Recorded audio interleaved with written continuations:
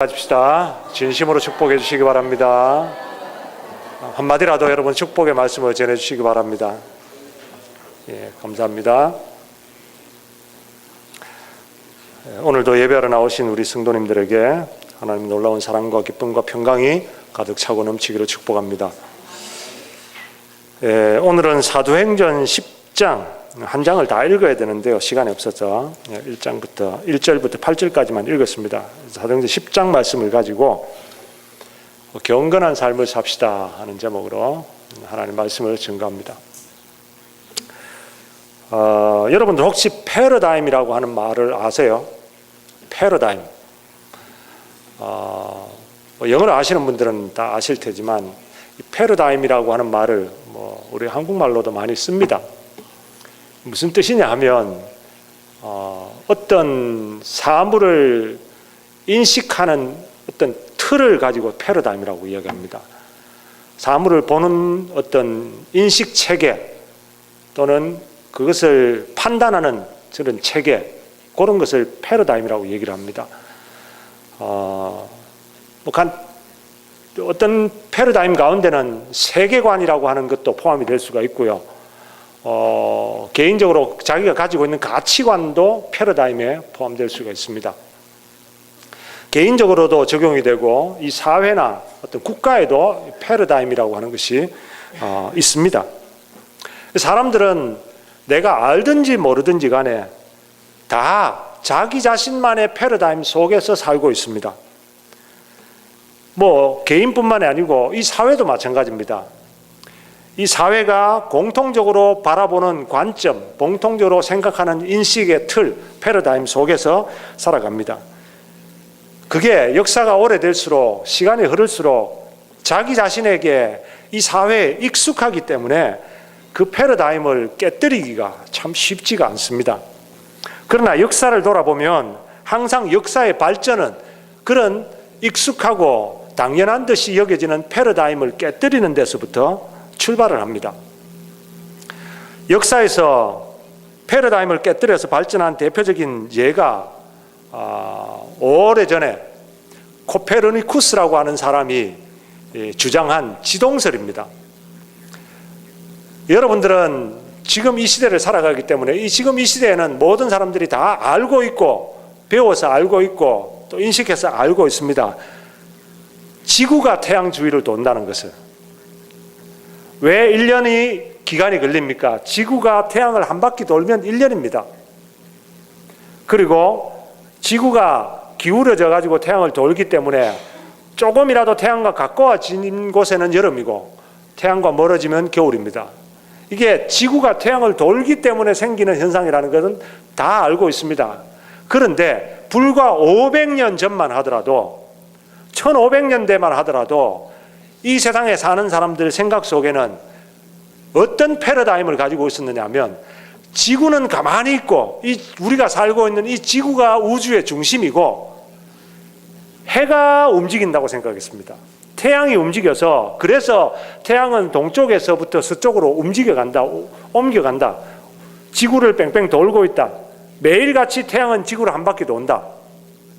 그렇게 생각을 했었습니다. 태양뿐만 아니고 달도 별도 다 지구를 중심으로 돈다. 그것을 천동설이라고 얘기합니다. 하늘이 움직인다고 해서 천동설. 그런 패러다임 속에 갇혀서 모든 사람들이 살고 있었습니다. 그런데 코페르니쿠스라고 하는 사람이 그 패러다임을 깼습니다. 깨뜨렸습니다. 아니다. 태양이 지구를 도는 것이 아니고 지구가 태양을 돈다. 지동설. 지구가 돈다고 그래가지고 지동설을 주장을 했습니다. 물론 코페르니쿠스가 그 사실을 주장할 때는 많은 사람들이 받아들이지 않았습니다만은 이 코페르니쿠스의 뒤를 이어서 유명한 갈릴레이 같은 사람, 그런 과학자들이 실험을 해서 또는 망원경을 통해서 관측을 해서 이 지구가 태양 주위를 돌고 있다는 것을 증명을 내기를 시작합니다.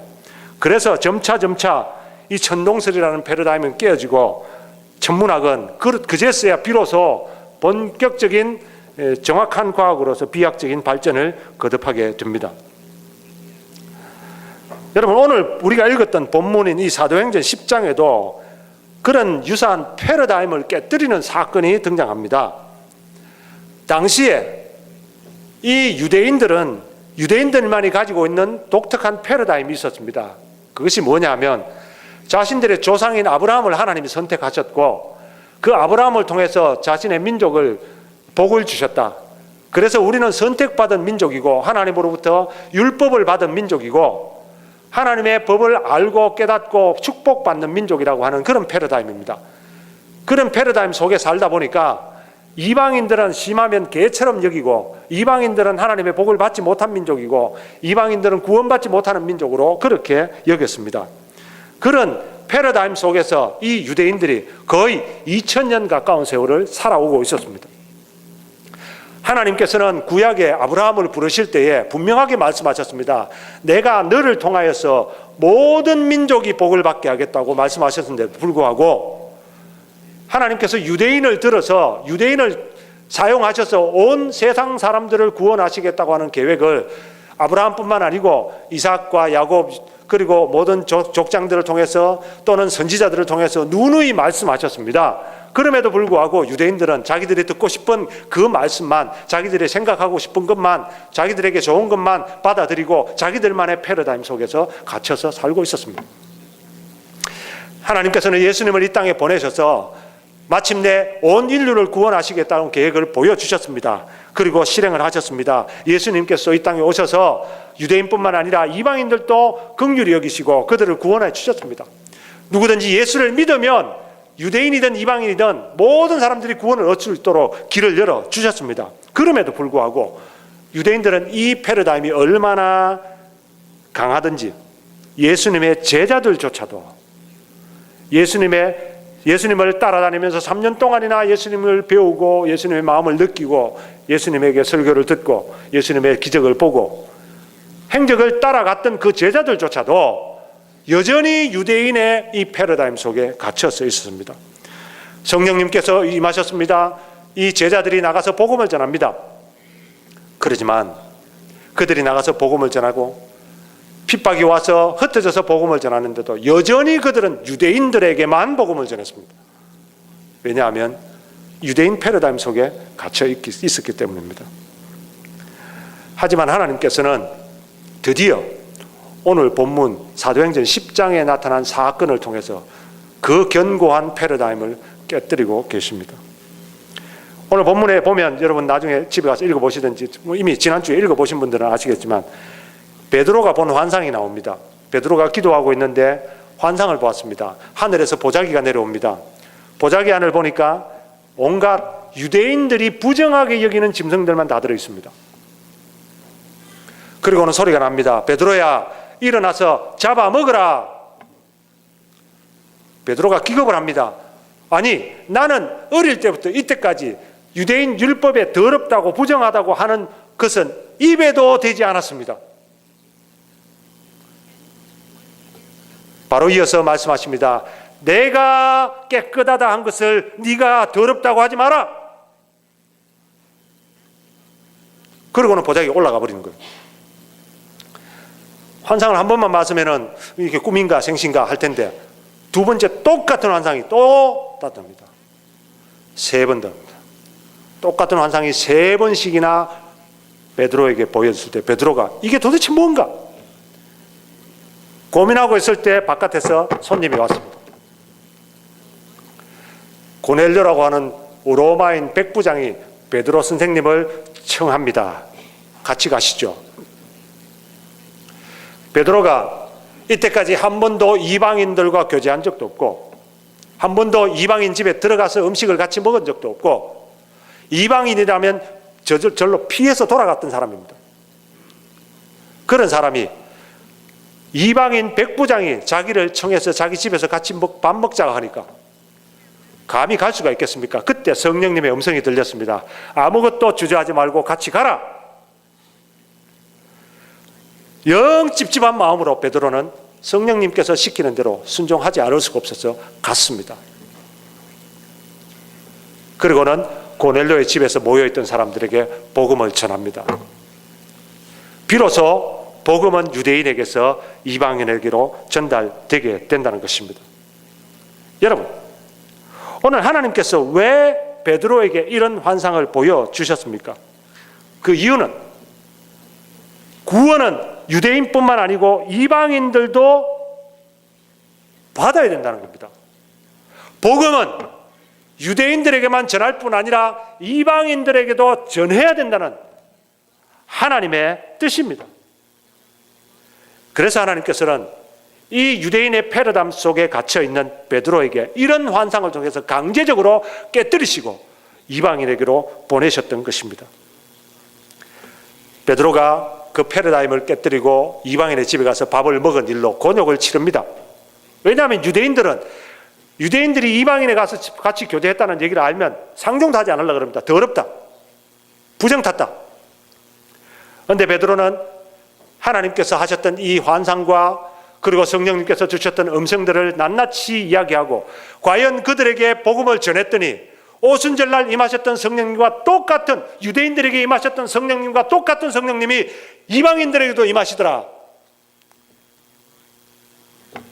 그렇게 간증을 하고 나서야 비로소 유대인 신자들도 아하, 그러면 하나님께서 이방인들도 구원하시기를 바라시는가 보다. 패러다임이 하나씩 둘씩 깨어지기 시작하고 결국에는 온 이방인들에게 복음이 전해지게 되었습니다. 그러므로 여러분, 오늘 사도행전 10장에 나타나는 이 사건은 복음의 역사를 보나 교회의 역사를 보나 어쩌면 이 세상의 역사를 볼 때에도 패러다임을 깨뜨린 결정적인 사건입니다. 이 중요한 사건에 하나님께서 누구를 사용하셨습니까? 이 베드로의 패러다임을 깨뜨리기 위해서, 이 유대인의 패러다임을 깨뜨리기 위해서 하나님께서 사용하신 사람이 누구입니까? 바로 고넬료입니다. 고넬료는 어떤 사람이었습니까? 1절 말씀에 보니까 가이사랴에 고넬료라 하는 사람이 있으니 이달리아데라 하는 군대의 백부장이라. 쉽게 얘기하면 식민지에 주둔하고 있는 로마의 군대의 백부장입니다. 당시 유대는 로마군이 점령하고 있었습니다. 그 주둔 파병 군대의 백부장이었습니다. 장교였습니다. 이 사람이 어떤 군인이었는지, 어떤 삶을 살았는지 한마디로 보여주는 성경이 22절 말씀입니다. 여러분, 오늘 본문 22절을 보시기 바랍니다. 사도행전 10장 22절. 다 같이 읽겠습니다. 시작. 저희가 대답하되 백부장 고넬료는 의인이요 하나님을 경외하는 자라. 유대 온 족속이 칭찬하더니 저가 거룩한 천사의 지시를 받아 너를 그 집으로 청하여 말을 들으려 하느니라 한데, 이게 다른 사람들이 하는 얘기입니다. 다른 사람들이 고넬료를 이렇게 평가했습니다. 그는 의인이요 하나님을 경외하는 자라. 그 다음 말이 이 고넬료의 인품을 한마디로 표현해 줍니다. 그 다음에 뭐라고 되어 있습니까? 유대 온 족속이 칭찬하더니. 누가 칭찬한다고요? 백부장, 로마의 백부장 고넬료가, 황제가 칭찬한 사람이 아니고, 로마 군인들, 자기들의 쫄병들이 칭찬하는 사람들이 아니고, 다른 로마 사람들이 칭찬하는 사람이 아니고, 이 고넬료는 누가 칭찬한다고요? 유대인들, 식민지 백성들이 칭찬하는 사람이다.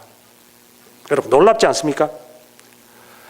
저는 일제시대를 겪어보지 않아서 잘 모릅니다만, 그래도 우리 부모님들의 이야기를 듣고 또 드라마나 영화를 보니까 일본 식민지 시대, 일제시대 때 영화나 드라마나 이야기를 들어보면 항상 악한 사람이 나옵니다. 누굽니까? 일본 순사입니다. 일본 순사하면 치를 떱니다.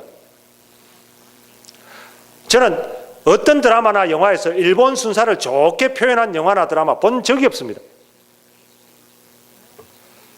쉽게 얘기하자면 오늘 고넬료는 유대인들에게, 우리에게 일본 순사와 같은 사람입니다. 그런데 이 일본 순사 같은, 유대인들에게 일본 순사 같은 이 고넬료가 유대인들에게 칭찬받는, 존경받는 사람이었다 하는 겁니다. 이것만 봐도 고넬료가 얼마나 대단한 사람인가 하는 것을 알 수가 있습니다. 어떻게 고넬료가 그렇게 유대인들에게 인정을 받게 되었을까요? 2절 말씀입니다. 2절을 다 같이 읽겠습니다. 2절 시작. 그가 경건하여 온 집으로 더불어 하나님을 경외하며 백성을 많이 구제하고 하나님께 항상 기도하더니. 한마디로 얘기해서 고넬료가 그렇게 유대인들에게 인정받는 이유는 그가 경건한 사람이었다는 말입니다. 로마 군인인데도 불구하고 유대인들에게 칭찬받는 경건한 사람이었단 말입니다. 이 고넬료가 어떤 경건한 삶을 살았는지 2절에 그 다음 이어서 3가지가 나옵니다. 이 고넬료의 경건한 모습이 3가지입니다. 첫 번째, 온 집으로 더불어 하나님을 경외하며. 한번 따라합시다. 온 집으로 더불어 하나님을 경외하며. 여러분, 경건한 사람의 모습은요, 하나님을 경외하는 사람입니다.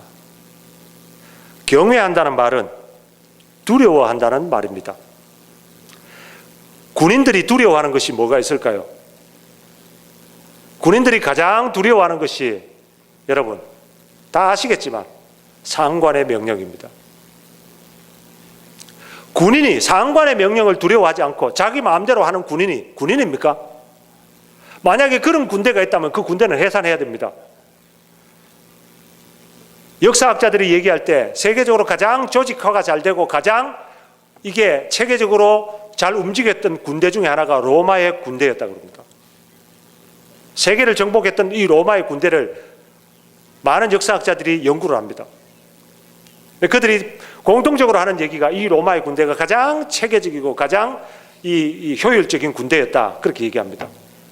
그 배경이 어디에 있냐면 로마의 군인들은 상관의 명령에 절대 복종했습니다. 그러지 않으면 군인으로 모집을 할 수가 없습니다. 자격이 되지 않습니다. 그렇기 때문에 군인에게 있어서는 하늘보다도 더 중요한 것은 상관의 명령이었습니다. 그런데 오늘 본문에 이 백부장 고넬료는 온 집으로 더불어 하나님을 경외하는 사람이었습니다. 자기의 상관의 명령보다 하나님의 명령을 더 무서워한 사람이었다, 이런 뜻입니다. 여러분, 군인이 자기의 상관의 명령보다도 하나님의 명령을 더 무서워할 수가 있겠습니까? 상관은 지금 당장 자기 앞에 나타나서 자기를 죽일 수 있습니다. 명령 불복종죄로 군사재판에 회부하고 사형시킬 수 있습니다. 전쟁 중이라면 즉결 처분할 수가 있습니다. 그런데 그 상관의 명령보다 눈에 보이지도 않고 아무런 지금 영향력도 나타나지 않는 하나님을 더 무서워하는 군인이 이 고넬료였다는 겁니다. 어떻게 그럴 수가 있습니까? 눈에 보이는 상관보다 눈에 보이지 않는 하나님을 어떻게 더 무서워할 수 있습니까? 예수님의 말씀입니다. 마태복음 10장 28절에 보면 몸은 죽여도 영혼은 능히 죽이지 못하는 자들을 두려워하지 말고 오직 몸과 영혼을 능히 지옥에 멸하시는 자를 두려워하라. 지금 고넬료가 상관의 명령보다 하나님을 경외할 수 있었던 이유는 바로 상관은 자기의 몸을 죽일 수 있지만 우리 하나님은 내 몸을 죽일 수 있을 뿐만 아니라 내 영혼을 지옥에 보내실 수 있다. 그런 분이시기 때문에 그분을 더 두려워했다 하는 말입니다. 여러분, 오늘 저와 여러분들은 세상의 권력이 두렵습니까? 하나님이 두렵습니까? 여러분들은 내 밥줄을 쥐고 있는 상관이 두렵습니까? 아니면 하나님이 더 두렵습니까? 세상의 권력보다 하나님을 더 두려워한 좋은 죄가 출애굽기 1장에 나오는 히브리 산파들입니다. 여러분 아시는데도 이스라엘 백성들이 이집트에서 탈출하기 전에 파라오 왕이 히브리 민족들을 학대했습니다. 태어나는 사내 아이들은, 히브리 민족의 사내 아이들은 산파들이 가서 다 죽여라. 해산할 때 딱 살펴봐가지고 사내 아이가 태어나면 다 죽여라 명령을 내렸습니다. 그런데 이 히브리 산파는 천하를 좌지우지하는 그 이집트 왕 파라오의 명을 거역하고 사내 아이들을 다 살렸습니다. 있을 수 있는 얘기입니까? 그 산파들은 간땡이가 부었습니까? 도대체 뭐 하려고 그렇게 했습니까? 성경 출애굽기 1장 17절에 보면 그러나 산파들이 하나님을 두려워하여 애굽 왕의 명을 어기고 남자를 살렸다. 이집트 왕 바라오는 우리의 목숨을 죽일 수 있을는지 몰라도 하나님은 내 영혼을 지옥에 보내시는 분이시다. 이 사실을 알고 있었기 때문에 히브리 산파는 이집트 왕 바라오의 명령을 어기고 하나님을 두려워하고 백성들을 살렸다. 여러분, 오늘 저와 여러분들은 얼마나 하나님 경외하고 있습니까? 여러분들 얼마나 하나님 두려워하십니까? 오늘 저와 여러분들 예배하러 하나님 앞에 나오셨습니다. 여러분, 예배하는 이 자리에 여러분들 얼마나 하나님을 의식하고 계십니까? 우리가 뭐하러 이 자리에 나왔습니까? 사람들 보러 왔습니까? 성가대 찬양 들으러 왔습니까? 아니면 강 목사 설교 들으러 왔습니까? 아니면 여러분들 마치고 나서 좀 지겨운 시간 1시간만 지나고 나면 맛있는 밥이 기다리고 있다 밥 먹으러 오셨습니까? 아니면 무슨 내가 볼일을 보러 저 사람 만나가지고 내 문제 해결할 게 있어서 오셨습니까? 여러분, 예배는 그렇게 오는 것이 아니고 하나님 만나러 오는 자리입니다. 그 하나님은 어떤 하나님이십니까? 여러분, 하나님 앞에 나오실 때 어떤 마음 자세로 나오십니까? 예배를 드리실 때 어떤 마음 자세로 드리십니까? 하나님을 경외하는 사람들은 하나님 두려워하는 마음으로 이 자리에 앉아 계십니다. 지금은 신약시대이기 때문에 우리 예수님께서 우리 하나님 앞에 갈 수 있는 모든 길을 다 제거하시고 고속도로를 닦아 놓으셨어요. 그래서 우리는 언제든지 하나님 앞에 갈 수 있게 되었습니다. 어떤 모습으로든 하나님 앞에 갈 수 있게 되었습니다.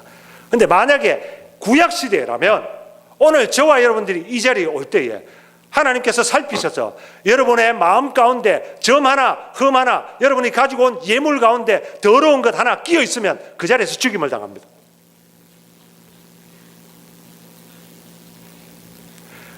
우리 대신 예수님이 죽임을 당하셨기 때문에 저와 여러분들은 멀쩡하게 이 자리에 앉아서 하나님 앞에, 그 거룩하신 하나님 앞에 예배를 드리고 있다는 겁니다. 하지만 구약시대나 신약시대나 하나님 앞에 예배할 때 우리의 마음가짐은 동일해야 됩니다. 왜냐하면 하나님은 동일하신 분이시니까. 하나님은 경외를 받으시는 분이십니다. 하나님을 경외하십시오. 하나님을 두려워하십시오. 예배 시간만이 아니라 고넬료는, 하나님을 경외하는 사람은 하나님 앞에 나와서 예배 드릴 뿐만 아니라 그의 일상의 삶이 무슨 일을 하든지 그는 하나님을 경외하는 삶을 살았습니다. 어떻게 하나님을 경외하는 삶을 삽니까? 무슨 일을 하든지 그는 하나님께서 보고 계신다, 지금 하나님께서 내 앞에 계신다라는 그런 신전의식을 가지고 살았습니다. 그게 하나님을 경외하는 사람입니다. 제가 늘 말씀드립니다마는 그리스도인들이라면, 하나님이 실제로 살아계심을 믿는다면 그렇게 살 수 없죠. 왜 사람들이 하나님을 두려워할 줄 모릅니까? 왜 하나님을 믿는다고 하면서도 하나님보다도 이 자기의 돈이나 자기의 재산이나 자기의 권력이나 자기의 명예나 사람들을 더 두려워합니까? 그 이유는 뻔합니다. 하나님이 눈에 보이지 않기 때문입니다. 그리고 즉각 심판이 임하지 않기 때문입니다. 죄를 지어도 괜찮네, 아무렇지도 않네. 내가 죄를 지으면 하나님 그 자리에서 다리 몽둥이를 분지를 때리시든지 아니면 차를 타고 가는데 교통사고 나게 하시든지 하면 겁이 나서라도 아이고 하나님 잘못했습니다 하고 금방금방 돌아올 텐데, 해도 다리도 안 부러지죠. 교통사고도 안 나죠. 잘 돌다가 잘 돌아옵니다. 이렇게 사니까 아무렇지도 않습니다. 그래 사니까 사람들이 하나님 두려운 줄 몰라요. 그러나 여러분, 베드로후서 3장 9절에 뭐라고 말씀했습니까? 주의 약속은 어떤 사람들의 더디다고 생각하는 것 같이 더딘 것이 아니라 오직 너희를 대하여 오래 참으사 아무도 멸망치 않고 다 회개하게 이르기를 원하시느니라. 왜 즉각 심판이 임하지 않습니까? 왜 내가 죄를 지어도 심판이 없습니까? 왜 내가 잘못을 저질러도 멀쩡합니까? 하나님께서 아무도 멸망치 않고 다 회개하기에 이르기를 원하시기 때문에 참고 계신 거예요. 그 하나님의 참을성이 99.99% 차서 100% 딱 차면요, 소돔과 고모라 같이 하늘에서 유황불이 떨어집니다. 여러분, 하나님 두려워하십시오. 하나님 경외하십시오. 하나님은 지금 참고 계시는 줄 아십시오. 그러므로 하나님이 심판하신다는 사실을 기억하고 하나님 앞에서 부끄럽지 않는 삶을 사시기 바랍니다. 그게 바로 하나님을 경외하는 삶입니다. 고넬료가 그런 삶을 살았습니다. 고넬료는 자기 자신만 그런 삶을 살지 않았습니다. 2절에 보니까 그가 경건하여 온 집으로 더불어 하나님을 경외했다. 자기 아내, 자기 자식들, 집에서 수동들든 하인들까지 모두가 다 하나님 앞에서의 삶을 살았습니다. 어떻게 온 식구가 그럴 수 있습니까? 여러분, 그때는 가부장 시절입니다. 또 군인 집안입니다. 여러분, 군인들 집안 출신들 아시겠지만 집에서도 부모님들이 군대식으로 훈련하잖아요. 제가 사운드 오브 뮤직 그 영화를 보니까, 뮤지컬을 보니까 거기에 펀치업 대령이 자기 아이들 7인가 쫙 일렬로 세워놓고 코가 굴어가면서 훈련시키는 그런 거 봤습니다. 그런 영향력 때문인지 모르겠어요. 그러나 여러분, 그런다고 온 식구들이 다 하나님을 경외하겠습니까? 온 식구들이 하나님을 경외하게 되었다는 것은 바로 이 고넬료의 삶이 본받을 만하기 때문에 그렇다는 거예요. 고넬료가 늘 하나님 앞에서의 삶을 살았기 때문에 그의 가족들 모두가 다 그것을 보고 하나님 두려운 줄 알게 되었다는 겁니다. 가정의 역할이 얼마나 중요한지 모릅니다. 부모의 역할이 얼마나 중요한지 모릅니다.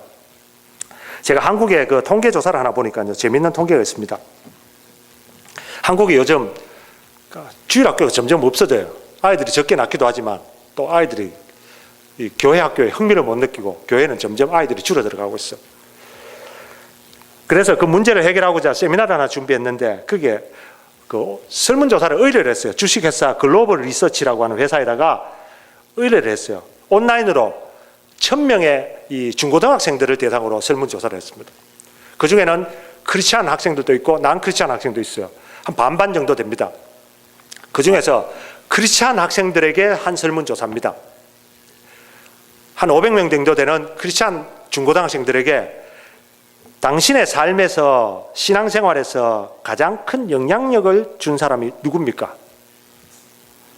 당신에게 신앙생활에 영향력을 끼친 사람, 신앙 믿음에 영향을 끼친 사람이 누굽니까? 라고 설문조사를 했어요. 여러분 누굴 것 같아요? 당연히 우리 교회 가면 우리 아이들을 물어보십시오. 김성진 전사님 아닐까? 우리 김 전사님 같이 아이들 잘해주는 사람 잘 있나요? 아이들 인기 짱이죠. 김 전사님 하는 거 보니까 나도 따라가고 싶다. 목사님이나 전도사님이라고 대답한 사람들이 11.9%, 10명 중에 1명입니다. 교회 친구나 선후배, 교회에 내 친구들이나 선후배에게 내가 신앙적인 영향력을 받았다. 12%. 비슷비슷합니다. 목사님이나 친구나 비슷비슷해요. 가장 큰 영향력을 준 사람은 47.2%, 압도적으로 나온 엄마.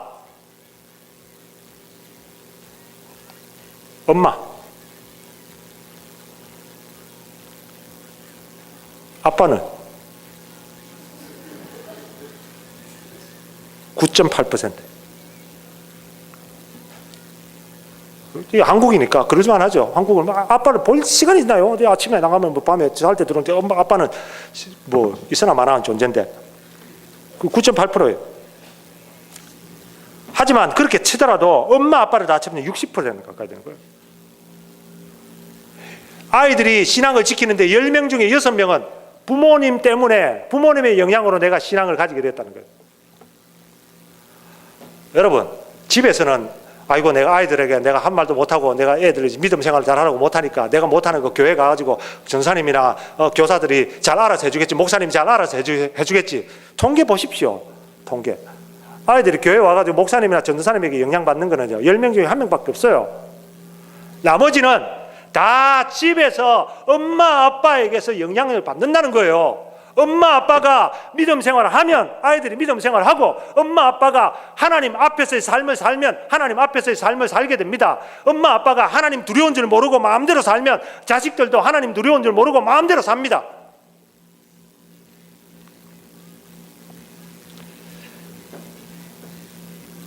여러분, 하나님을 경외하는 삶, 여기에 경건한 삶입니다. 오늘 저와 여러분들 또 우리 뉴제제일 하나님교회는 온 집으로 더불어 하나님을 경외하는 그런 분들 될 수 있기를 바랍니다. 이 두 번째는요, 고넬료의 경건의 모습을 뭐라고 표현했습니까? 2절에 그가 경건하여 온 집으로 더불어 하나님을 경외하며, 그 다음에는요, 백성을 많이 구제하고.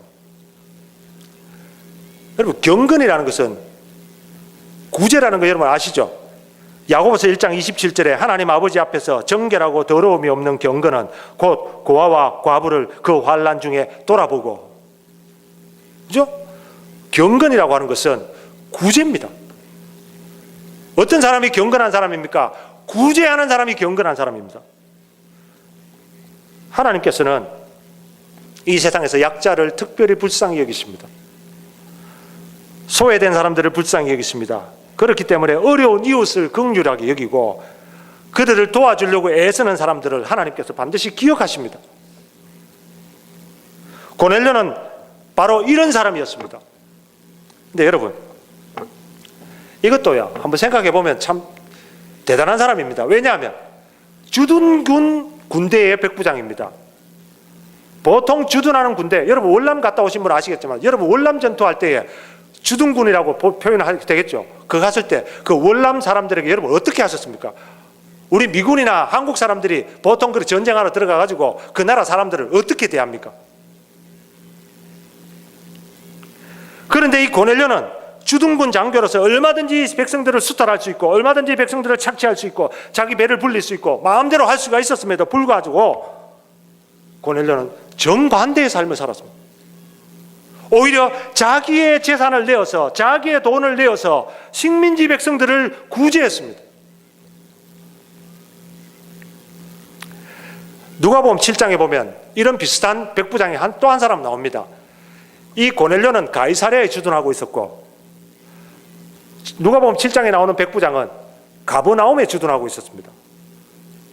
그런데 가버나움에 주둔하고 있던 이 백부장은 자기의 하인을 고쳐달라고 예수님에게 사람을 보냈어요. 하인이라고 표현되어 있지만 로마 시대 때 로마 사람들의 집에서는 하인은 노예입니다. 노예. 노예는 로마 군인들이 데리고 있고 장교들이 데리고 있던 노예는요, 물건이었어요.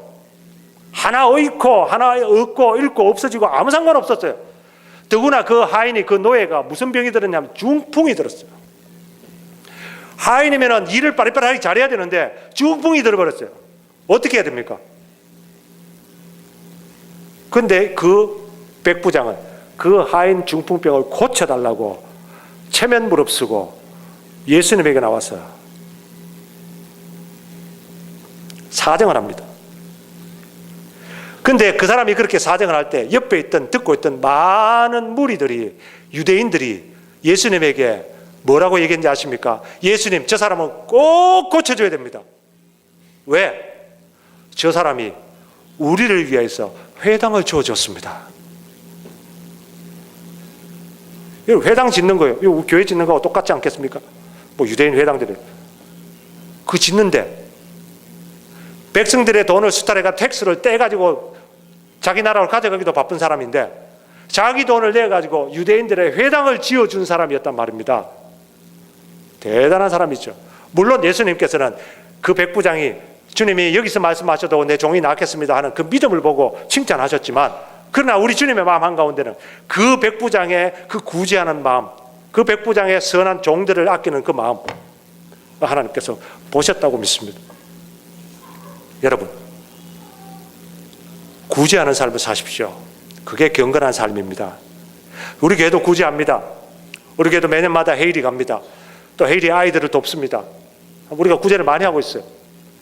매달마다 아이들 학비를 도와주고, 그리고 여름마다 가서 아이들에게 선물을 주고, 겨울마다 선물을 주고, 그 교회를 지어주고, 참 좋습니다.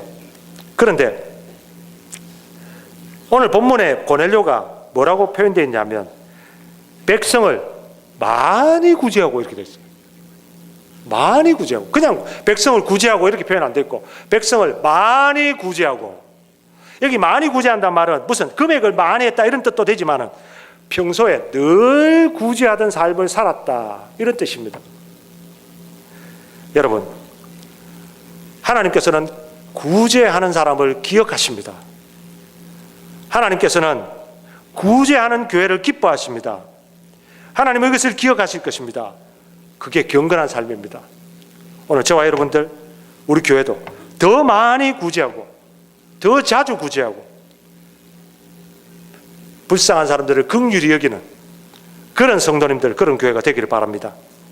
마지막 하나는요, 맨 마지막에 보면 그가 경건하여 온 집으로 더불어 하나님을 경외하며 백성을 많이 구제하고, 그 다음 뭐라고 했습니까? 하나님께 항상 기도하더니. 경건한 삶은 기도하는 삶입니다. 고넬료는 기도하는 사람이었습니다. 여러분, 고넬료가 기도하기가 쉬웠겠습니까? 이 세상에서 조직들 가운데서 참 규율이 엄한 조직들이 많이 있죠. 군대는 말할 것도 없습니다. 뭐 꼭 군대식이 아니라도 한국에도 보면, 제가 한국에 무슨 친구들이 의사들도 있고 이래가지고 얘기를 들어보면 이 의사들 세계가 규율이 굉장히 엄해요. 뭐 어떤 분들은 뭐 주방에는 요리사 규율도 굉장히 엄하다고 그런 얘기를 내가 들었는데, 의사들은 규율이 얼마나 엄한지 위계 질서가 있어가지고요, 뭐 자기 위에 윗선이 나중인데 조금만 잘못 보이면 그냥 모든 뒤치다거리 다 해야 된다. 그러니까 막 여러분 간혹 가다가 한 번씩 뉴스나 이렇게 볼 때 의사가 막 인턴들 막 정강이로 발로 팍팍 차더라고요. 그러니까 정신 안 차리면 사람 목숨이 왔다 갔다 하는데 정신 차리라 이런 뜻으로 한다고 생각합니다만은 그게 보통 그 규율이 아니에요. 그런 규율이 엄한 가운데서 신앙생활하기가 쉽겠습니까, 여러분? 그래서요, 제 의사 친구들도 인턴 레지던트 할 때는 교회 잘 못 갔어요. 근데 의사가 되고 나서 병원에 취업하고 나서부터는 교회를 열심히 섬기고 또 뭐 하는 분들이 많이 있습니다만, 인턴 레지던트 때는 교회도 함부로 못 가더라고요. 그 규율이 엄하니까 거기 어디다 내가 교회 가겠습니다 뭐 이 말을 어디를 꺼내요? 말도 못 꺼내죠. 그럼 군대 가가지고 뭐 훈련소에서나 아니면은 뭐 자대 배치 받아가지고 제가 교회 가겠습니다, 상관이 뭐 시키는데 교회 가겠습니다, 말을 어디다 꺼내요? 그 규율이 엄한 이 군대에서 이 고넬료가 어떤 삶을 살았냐면 항상 기도하는 사람. 항상 기도했다.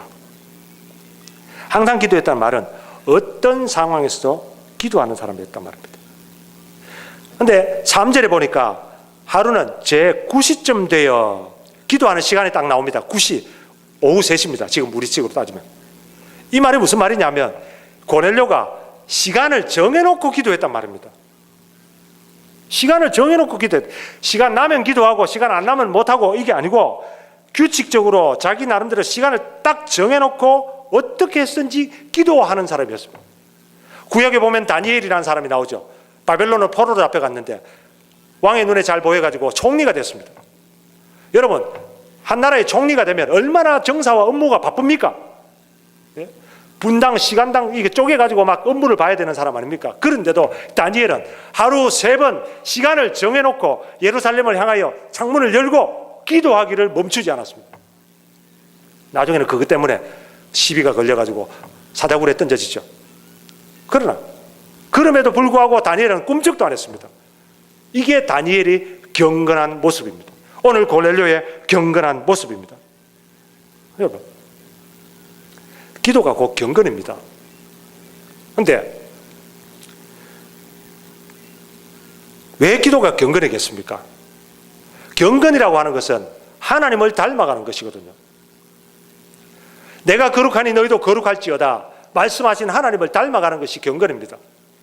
어떻게 하나님을 닮아갑니까? 하나님의 뜻을 알아야죠. 하나님의 뜻을 알아야 하나님의 마음을 알아야죠. 어떻게 하나님의 뜻을 알고 어떻게 하나님의 마음을 압니까? 기도해야 됩니다. 기도해야 됩니다. 근데 기도는요, 여러분들이 내가 원하는 소원을 하나님 앞에 아뢰고 졸르듯이 하나님이 해주십시오, 해줄 줄 믿습니다, 그게 기도가 아닙니다. 진짜 기도는 주여 말씀하시옵소서, 내가 듣겠나이다, 종이 순종하겠나이다, 이게 진짜 기도입니다. 고넬료가 이런 기도의 모습을 가졌다 하는 것을 어떻게 알 수 있냐 하면 33절을 봅시다. 33절에 보면 내가 곧 당신에게 사람을 보내었더니 오셨으니 잘하였나이다. 이제 우리는 주께서 당신에게 명하신 모든 것을 듣고자 하여 다 하나님 앞에 있나이다. 이게 고넬료가 청한 베드로가 자기 집에 왔습니다. 베드로가 왔을 때 베드로를 향해서 한 말입니다. 잘 오셨습니다. 베드로에게 잘 오셨습니다.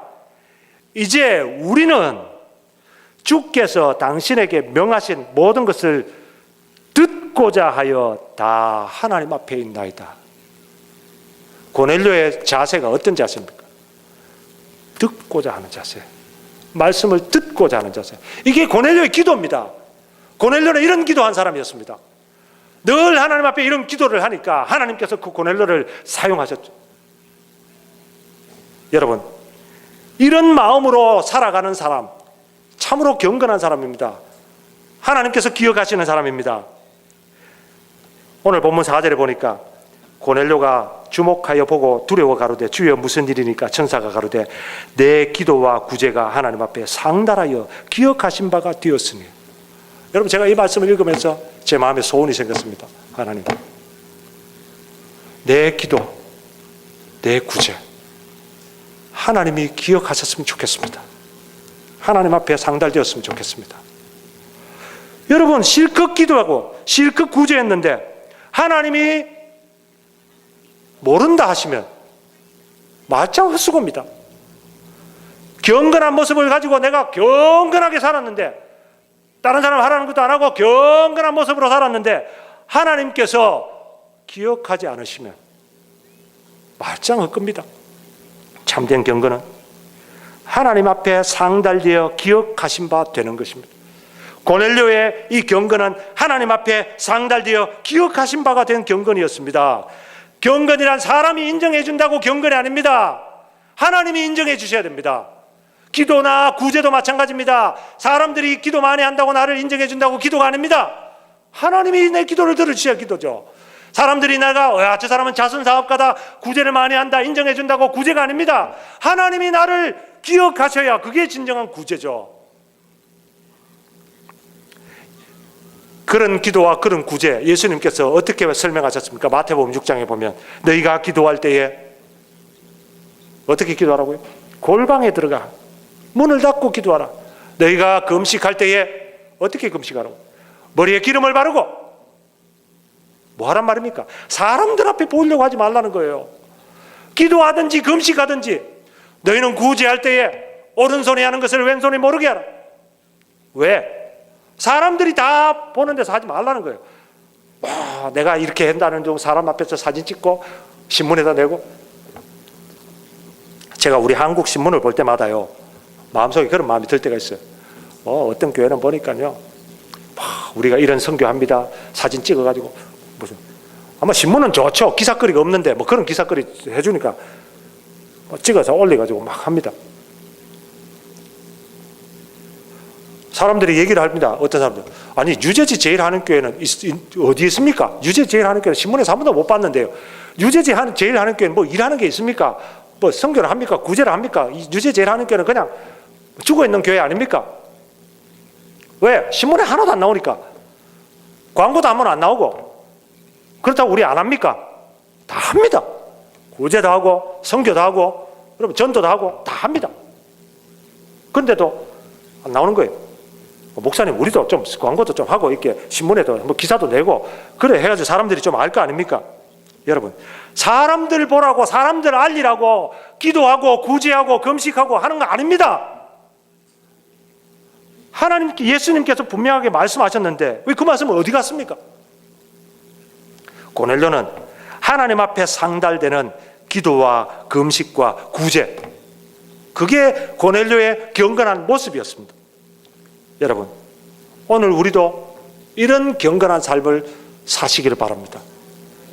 하나님께서 인정하시고 하나님께서 기억하시는 기도와 구제를 하시는 분들 되기를 바랍니다. 우리 교회도 그런 교회가 되기를 바랍니다.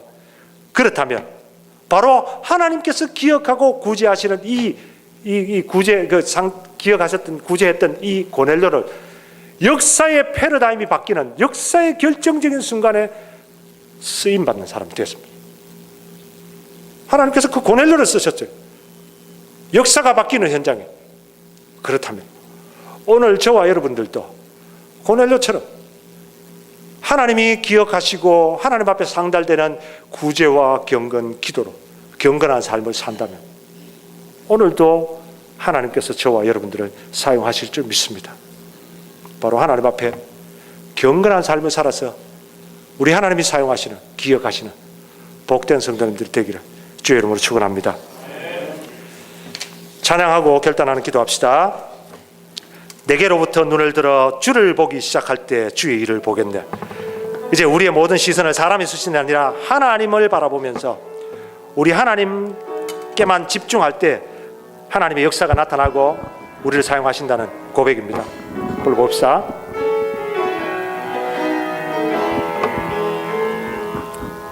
내게로부터 눈을 들어 주를 보기 시작할 때 주의 일을 보겠네. 내 작은 마음 돌이키사 하늘에 꿈꾸게 하네.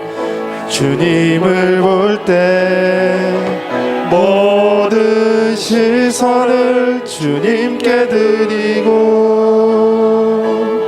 살아계신 하나님을 느낄 때 내 삶은 주의 역사가 되고 하나님이 일하기 시작하네. 성령이 나를 변화시켜 성령이 나를 변화시켜 모든 두려움 사라질 때 주의 일을 보겠네. 황폐한 땅 한가운데서 주님 마음 알게 되리. 주님을 볼 때 모든 시선을 주님께 드리고 전능하신 하나님을 느낄 때 전능하신 하나님을 느낄 때 세상은 주의 나라가 되고 하나님이 일하기 시작하네. 모든 시선을 주님께 드리고 모든 시선을 주님께 드리고 살아계신 하나님을 느낄 때 내 삶은 주의 역사가 되고 하나님이 일하기 시작. 모든 시선을 주님께 드리고 모든 시선을 주님께 드리고 전능하신 하나님을 느낄 때 전능하신 하나님을 느낄 때 세상은 주의 나라가 되고 하나님이 일하기 시작하네. 결단하면서 기도합시다. 우리 남은 생애를 경건한 삶을 살겠다고 결단합시다. 경건한 삶은 하나님을 경외하는 삶, 경건한 삶은 항상 기도하는 삶, 많이 구제하는 삶, 또 우리 하나님의 마음을 닮아가는 삶입니다. 하나님이 기억하시고 하나님 앞에 상달되는 경건한 삶을 살도록, 그래서 하나님이 사용하시는 삶이 되도록 이 시간 우리 다 같이 함께 기도하겠습니다. 오 하나님 아버지, 우리의 남은 삶을 주님 앞에 드립니다. 주님, 우리의 삶을 이 세상에 시선을 빼앗기고 있는데 주님, 우리의 시선을 다시 우리 하나님께 돌이켰어. 세상이 보는 것이 아니라, 세상의 눈으로 우리를 보는 것이 아니라, 세상에 의식하는 것이 아니라 하나님을 의식하고 하나님의 눈으로 보고 우리 하나님 앞에 마음에 들고 우리 하나님의 앞에 상달되고 우리 하나님이 기억하시는 그런 경건한 삶, 그런 하나님 경외하는 삶, 그런 구제하는 삶, 그런 기도하는 삶을 살아갈 수 있는 저희들이 되게 하여 주시옵소서. 하나님 아버지, 또 우리 뉴제제라는 교회가 바로 우리 하나님께서 사용하시는 교회가 되기를 원합니다. 주님, 고넬료와 같이 경건한 교회가 되게 하여 주시옵소서. 아버지 하나님이여, 하나님이 기억하시는 교회가 되게 하여 주옵소서. 하나님이 사용하시는 교회가 되게 하여 주옵소서. 하나님 앞에 상달되는 경건한 삶 저희들이 살아드릴 수 있도록 하나님 아버지 축복하여 주시옵소서. 주님께서 우리 고넬료와 같은 경건한 삶을 살아가는 우리 복된 성도들 다 될 수 있도록 하나님 아버지 축복하여 주시옵소서. 하나님 감사합니다.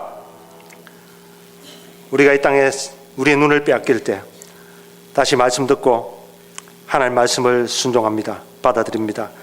우리의 눈을 모두 이제는 주님 앞에 돌려드립니다. 세상 사람들이 우리를 어떻게 보든지 상관하지 않고 하나님이 인정하시면 되고 우리 하나님 앞에 상달되면 되고 하나님이 기억하시면 된다고 하는 이런 믿음 가지고 주님, 저희 모든 성도들이 경건한 삶을 살게 하여 주시옵소서.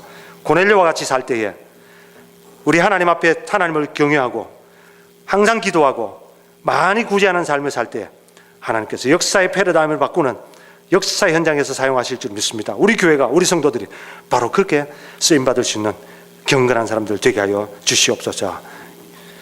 이제는 우리 주 예수 그리스도의 은혜와 하나님 아버지의 사랑과 성령의 교통하심이 남은 생애를 우리 하나님께서 기억하시는 경건한 삶을 살기를 소원하고 결단하는 이 자리에 모인 성도들과 뉴제제일 하는 교회 위에 영원토록 함께 있을지어다. 아멘.